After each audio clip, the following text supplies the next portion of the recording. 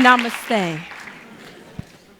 Perhaps you are wondering why I just greeted you with a bow, a curtsy, and a namaste welcome.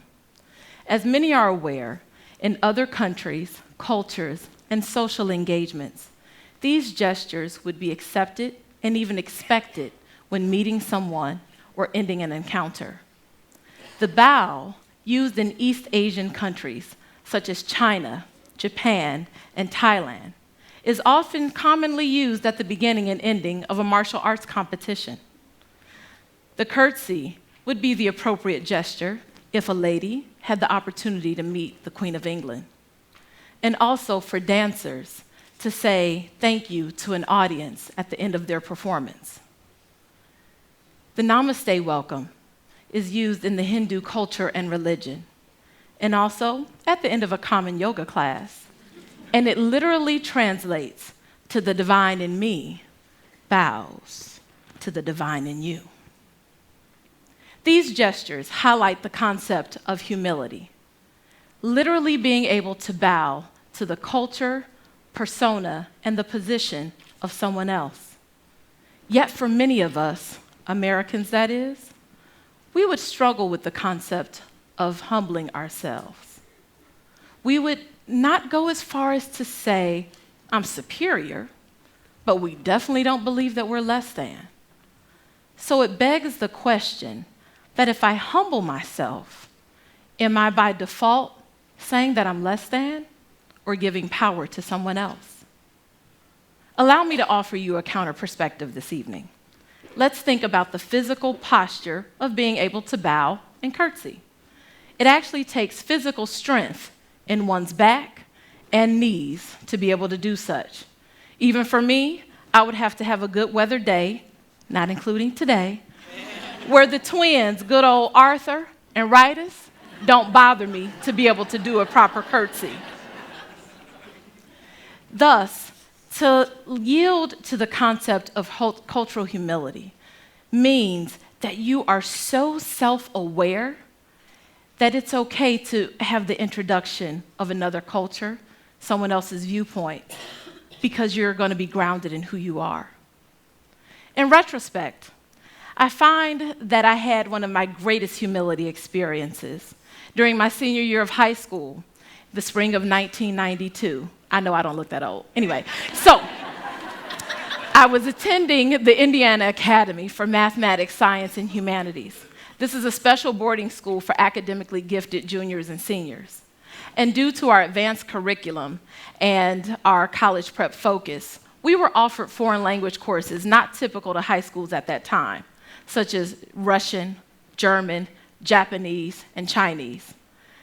Me being who I am, I figured if a quarter of the world was speaking Chinese, I needed to be in the majority.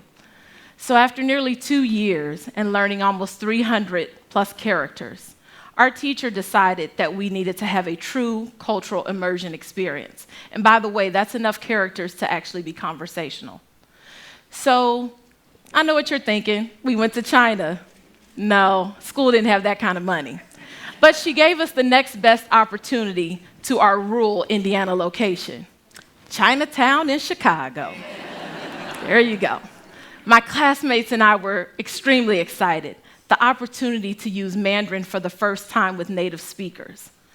So we spent most of the day walking around town, buying souvenirs, of course, and taking in the sights. Finally, we decided to have a little lunch and eat what we thought was pretty authentic Chinese food. We sit down at the restaurant, we open the menu, and we're excited. We can actually read most of the characters. One by one, my classmates start to order their meals, and the waitress, you can tell that she was impressed through her smile and even a slight bow. I was the last one to place my order, trying to give myself more time to get my words together. But I got a very different response. After only 3 or 4 words, the waitress literally takes off running to the back of the restaurant. I look at my teacher and I ask her, did I say something wrong? For those who don't know, Chinese is a tonal language. Therefore, the meaning of a word changes based on one of the 4 tones. She assured me that my Chinese was fine, had no idea why the woman ran off. Just as we were finishing our conversation, the waitress comes back with what appears to be the entire kitchen staff. And she says to me in Mandarin to speak again. And so I finished placing my order. I can tell by the huge smiles and even the head nods that great mystery had been revealed. Perhaps they were used to white Americans speaking their language, but I think I may have been the first Black person they ever saw speak Chinese. As a cultural diversity trainer, I have learned that this was truly one of my greatest cultural humility experiences. I didn't know then what I know now, but I had been spending about 2 years yielding who I was as a Black person, American, and native English speaker to learn and appreciate the culture, history, and language of China. I wanted so desperately to be a part and to be immersed in this wonderful culture. And so we have this concept that I realized that was really the pinnacle moment for me. The kitchen staff or the restaurant staff was impressed, perhaps even honored, that we as outsiders had learned their language. And I was trying so desperately to get it right. I wanted to pay honor to the country and the culture and the language that I had become so fond of. And so this type of cultural surrender and the increasing multicultural diversity in our society, I believe, is the foundation that led Drs. Melanie Turveloin and Jan Murray Garcia to develop the concept of cultural humility in 1998. These physicians were looking to develop a concept and a model that would be an extension or go beyond the limitations of cultural competency, but yet create a cultural framework that would help them to better serve their patients. Essentially, they realized they're the experts in medicine, but not the experts in culture of their patients. Yet they understood fundamentally that culture weighs heavily in someone's thoughts, their beliefs, their habits, and the choices that they will make for their life.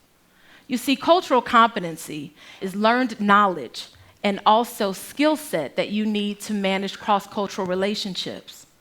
But it actually can have some shortcomings and cause prejudice because the focus is heavily on what you learn and not necessarily looking at and evaluating your own personal experiences.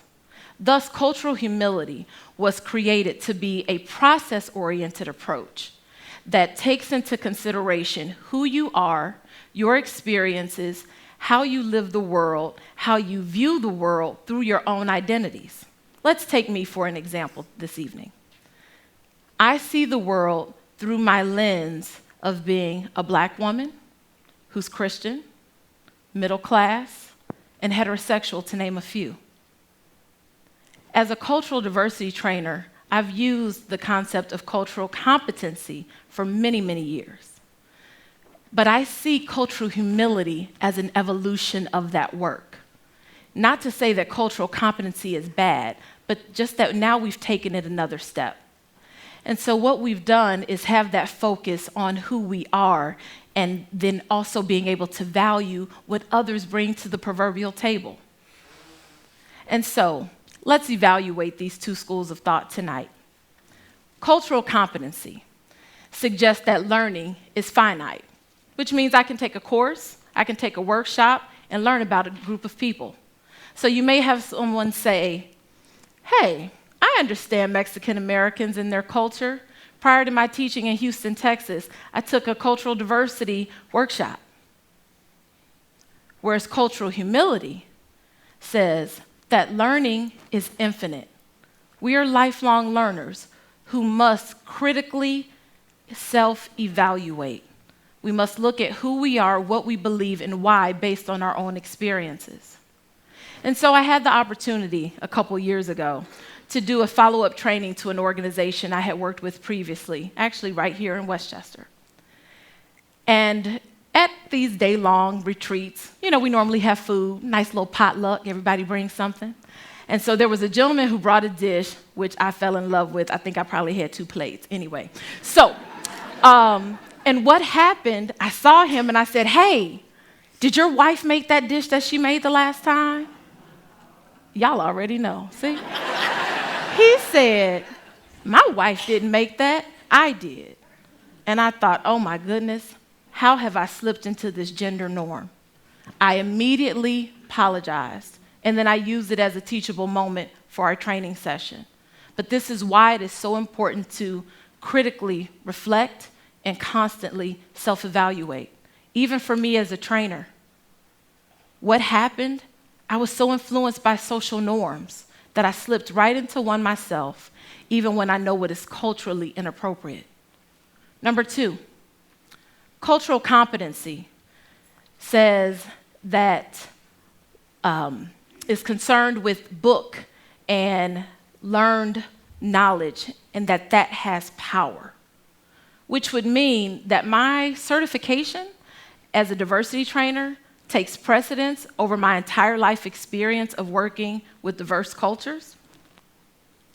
Cultural humility, on the other hand, seeks to fix and challenge those power imbalances, recognizing, yes, who you are, but that we have to see everyone as a complex, multidimensional being who brings to the table their experiences, their culture, and their heritage. And this is demonstrated in the formation of a pearl. So you have a little granule of sand who loses its way from its friends, ends up slipping into an oyster. It's all of a sudden afraid and scared. This is a big foreign place, and I don't know where my people are. The oyster is saying, "Hey, what's going on? You're in there moving around, and I'm starting to itch." So it does what I call the Shimmy Shake, and it starts to release its nectar. This has 2 purposes. One, it coats that granule of sand, providing a tight covering, making it feel a little bit more secure in this big foreign place. But it also stops the irritation because it no longer feels the little granule of sand moving around. And so essentially what happens is the oyster and the sand, they learn how to coexist. They share their power, and they create something of beauty, a pearl. Finally, cultural competency is concerned with self-advocacy, where we might have a woman, for instance, who uses her personal connections to help elevate her career, instead of using the resources before her to help all of the women in her organization to collectively break the glass ceiling. Cultural humility then says, no, we want you to aspire to have partnerships so that you can learn about not only a group of people, but to be able to advocate for them as well, realizing that we do not live in this diverse world alone and that we need everybody to be there. And so we saw this recently in the last couple of months with all of the instances of devastation. We had the hurricanes that plagued Houston, Miami, the Caribbean, and Puerto Rico, leaving thousands in waist-deep waters. No power, completely destroyed homes and all of their material possessions. Then you'll remember the hundreds of people running for their lives when all they were trying to do was enjoy a concert in Las Vegas. Or the complete neighborhoods burned down, leaving thousands homeless in Northern California. And even this week, a small Baptist church in Texas, a mass shooting, leaving 26 dead. Some of you right now are fighting back the tears and the overwhelming sense of emotion, even as we recall these events. But one thing that I want you to see and remember was all the images on television and in the social media of people doing whatever it took to save someone else. In those moments, their race, ethnicity, socio-economic status, political affiliation, and religion did not matter. It was the humanity of man that shined bright and caused someone to risk their life for someone else. There's even an image that stands very close in my mind that I love, and it's of an older white woman's face being held in the hands of a black woman. And I would like to think that she's saying to her, we will get through this together. And so you see, I offer you the opportunity to take the road to cultural humility, to position yourself and humble yourself so that you can learn best from others. As you do this, I hope that you will do the 3 things that we talked about. That you will, 1, consider that learning is a lifelong process. Take your seat in that classroom. Be willing to learn from one another while sharing of yourself. I hope that you will do whatever is possible and in your power to shift and challenge those power imbalances in a way that allows us to live communally together in our diverse society.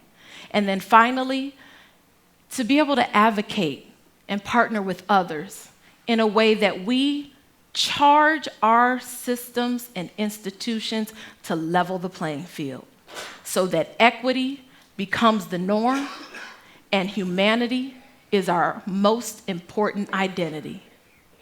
Namaste.